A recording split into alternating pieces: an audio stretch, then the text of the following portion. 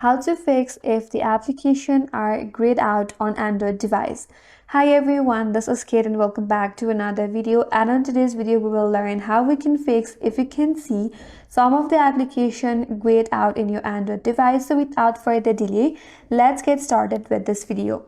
First of all, we have to understand why the applications are grayed out in your device.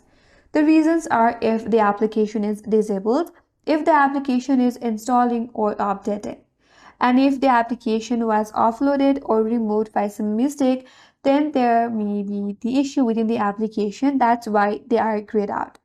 So in order to fix them, first of all, restart your phone. Hold the power button and then tap on restart. This will help clear minor glitches and restore the application icons. If this still does not help you, then check the application status. For that, you have to open up settings in your device. Then tap on apps. Tap on See All Apps. Tap on the search icon at the top right corner. Now you have to search for the application that is grayed out.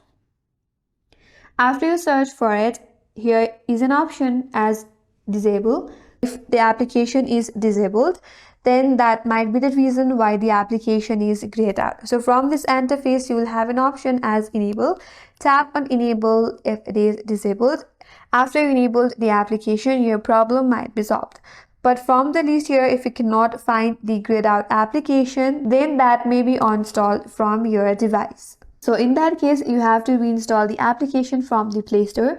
So open a Play Store in your device, navigate to bottom right corner, and in the search bar, you have to search for that grayed out application. After that, you may have an option as uninstall. If available, tap on it and then tap and install again, and that will help you solve your problem.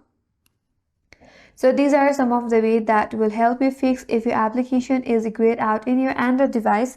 And that's all for today's video. Hope this video was helpful, and if you're new to our channel, consider subscribing. Thanks for watching and stay tuned for more videos.